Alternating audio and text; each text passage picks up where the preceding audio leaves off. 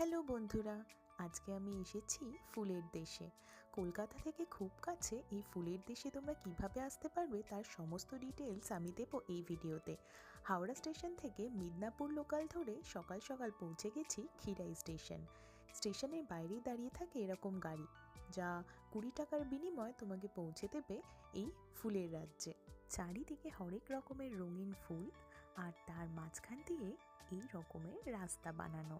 খিরাইয়ে এই ফুলের বাগানের মধ্যে রয়েছে প্রচুর দোকান, যেখানে পাওয়া যায় ফুলের টিয়ারা। তবে আমার এটাই পছন্দ হয়েছিল, বলো তো কেমন লাগছে।